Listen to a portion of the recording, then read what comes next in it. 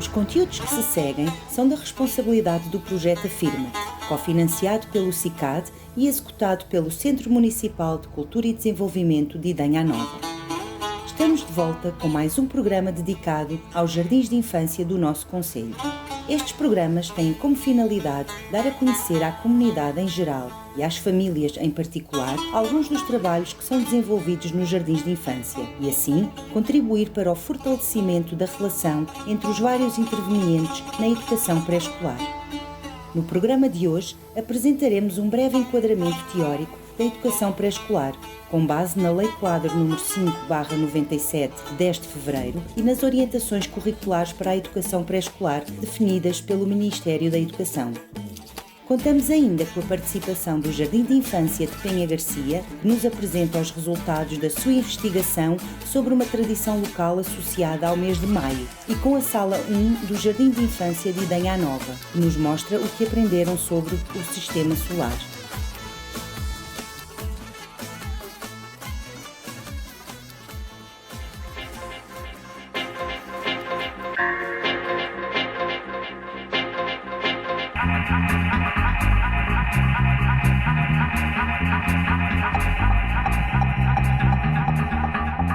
Os jardins de infância. Apostar na educação como principal fator de desenvolvimento humano e social significa acreditar que não há fase da vida em que a educação não seja crucial.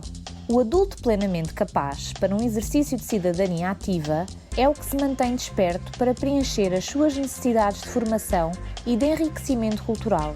Esta atitude de permanente disponibilidade para a educação cultiva-se desde o início da vida, com uma educação rica e geradora de indivíduos equipados com ferramentas para aprender e querer aprender.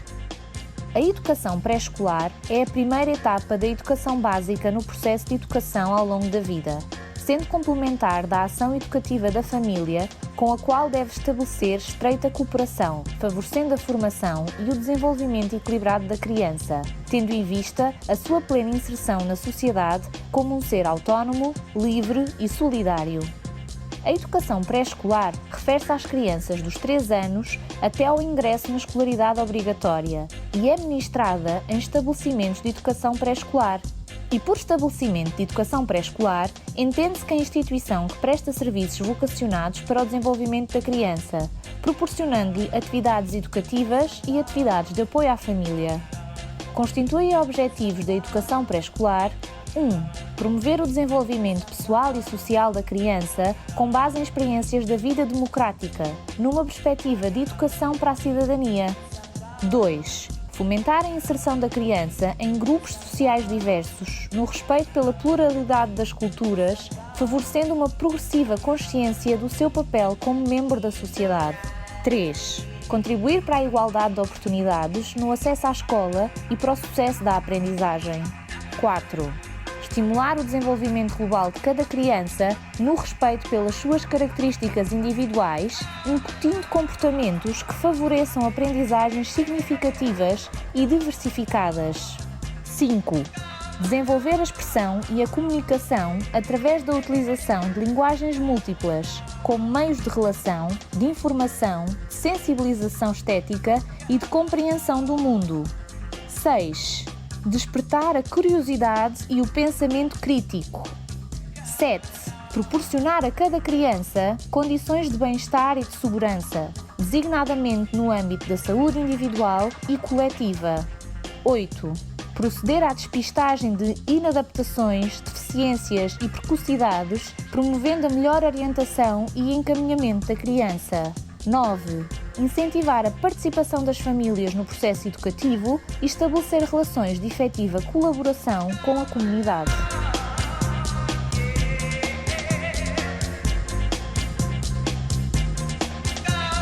Para a prossecução destes objetivos, a educação pré-escolar tem por base fundamentos e princípios que orientam o desenvolvimento da ação pedagógica dos jardins de infância e que traduzem uma determinada perspectiva de como as crianças se desenvolvem e aprendem. Destes fundamentos e princípios, destaca-se a qualidade do clima relacional, em que educar e cuidar estão intimamente ligados. Por outro lado, a ação profissional do educador ou da educadora caracteriza-se por uma intencionalidade educativa, o que implica uma reflexão sobre as finalidades e sentidos das suas práticas pedagógicas e os modos como organiza a sua ação. Esta reflexão permite ao educador ou à educadora tomar decisões sobre a prática e adequá-la às características de cada criança, do grupo e do contexto social em que trabalha. O desenvolvimento deste processo, observar, planear, agir e avaliar, prevê a participação de diferentes intervenientes, crianças, outros profissionais, pais, famílias e inclui formas de comunicação e estratégias que promovam esse envolvimento e facilitem a articulação entre os diversos contextos de vida da criança. As orientações curriculares para a educação pré-escolar apresentam como áreas de conteúdo a ser trabalhadas a área de formação pessoal e social. Esta área incide no desenvolvimento de atitudes, disposições e valores que permitam às crianças continuar a aprender com sucesso e a tornarem-se cidadãos autónomos, conscientes e solidários. A área de expressão e comunicação, que é entendida como área básica, uma vez que engloba diferentes formas de linguagem que são indispensáveis para a criança interagir com os outros, dar sentido e representar o mundo que a rodeia. Esta área de expressão e comunicação inclui os domínios da educação física, da educação artística, da linguagem oral e abordagem à escrita e da matemática. E, por fim, a área do conhecimento do mundo, que é uma área em que a sensibilização às diversas ciências é abordada de modo articulado, num processo de questionamento e de procura organizada do saber, que permite à criança uma melhor compreensão do mundo que a rodeia.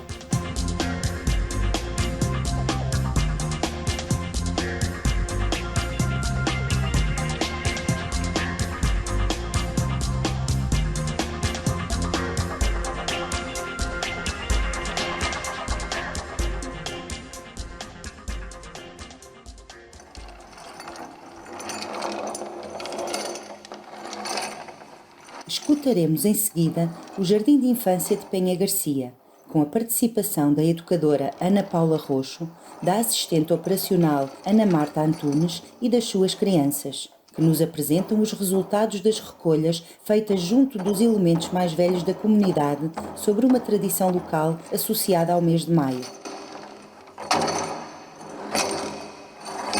Eu sou a educadora Ana Paula e trabalho no Jardim de Infância de Penha Garcia, com a assistente operacional Ana Marta. Tenho 3 crianças, o Simão, a Maria e o Felipe, e estes meninos são muito curiosos e vêm falar de uma tradição que existe em Penha Garcia. Esta tradição já existe há muitos anos. Vamos ver o que eles descobriram sobre este assunto.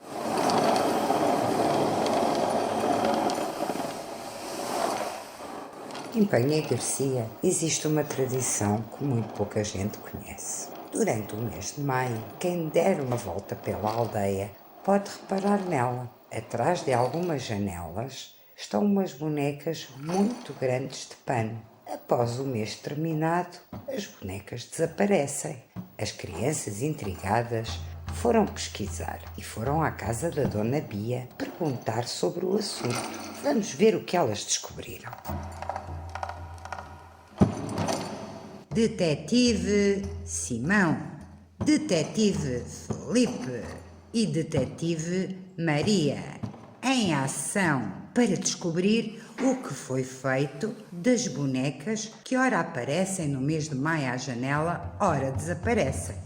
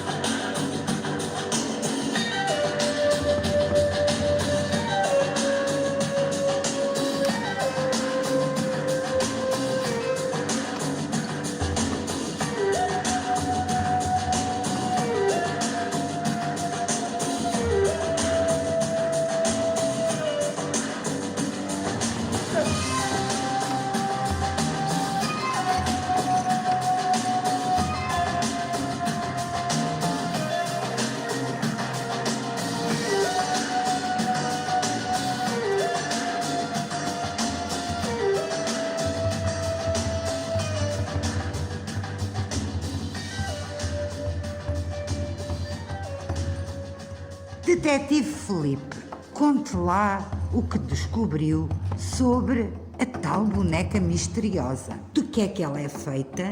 De pau de cruz e de uns panos do batizado e umas fraldas. Detetive Maria vai-nos contar, depois de feitas, onde é que iam essas bonequinhas. Para que é que elas serviam, Detetive Maria? Iam para o castelo e abanavam Para crescer? as sementinhas. Detetive Simão, diga-nos lá, depois das bonecas subirem ao castelo e serem abanadas para os campos para haver boas colheitas, o que é que as meninas faziam às bonecas? Brincavam com elas e depois no mês de maio punham à janela Punham-nas à janela.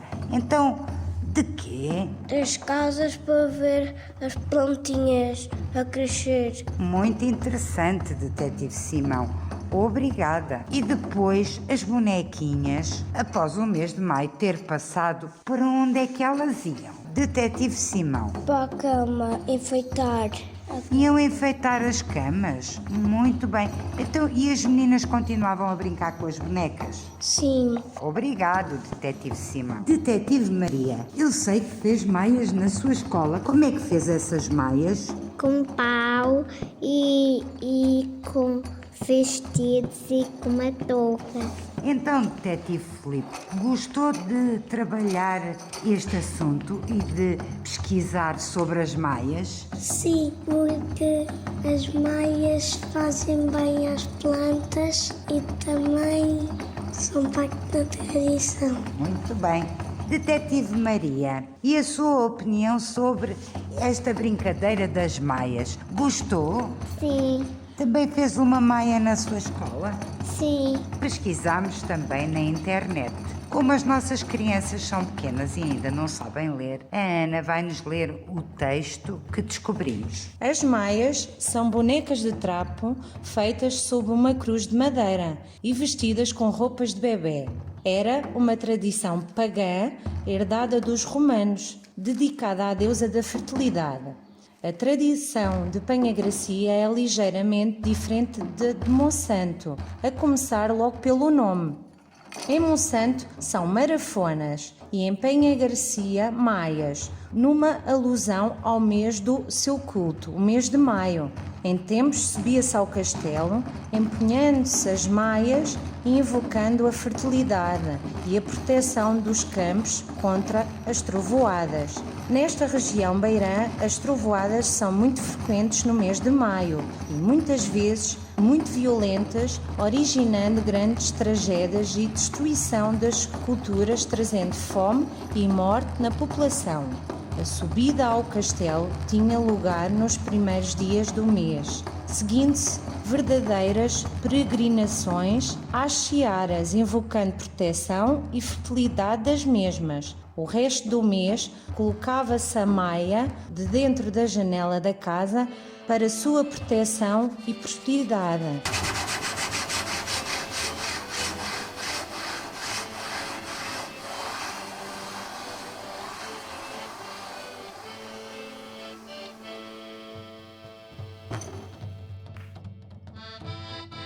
Vamos agora ouvir uma canção tradicional de Idanha Nova, que os meninos sabem. Cravo roxo à janela.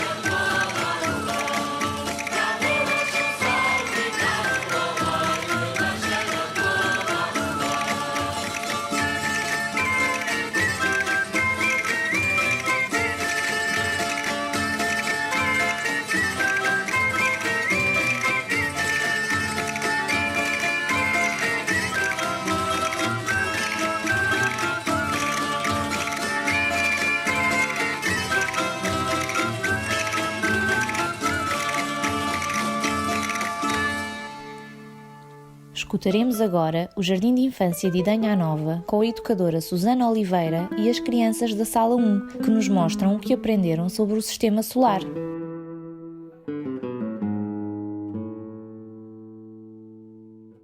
Nós vamos apresentar o Sistema Solar, que é formado por uma pequena estrela. O Sol, a volta à volta giram 8 planetas. O Sol é uma pequena estrela. O Mercúrio é o planeta mais próximo do Sol e ele é o mais pequeno. Vênus é uma planeta mais quente entre a Terra e o Sol. A Terra, onde nós vivemos, é chamada planeta azul. Marte é o planeta vermelho. Júpiter é o planeta mais brilhante. É o planeta maior de todos. Todos os planetas cabem dentro dele. É o planeta mais belo. Está rodeado por um anel brilhante e voando. Urano é o terceiro planeta maior do Sistema Solar. É o único que gira deitado.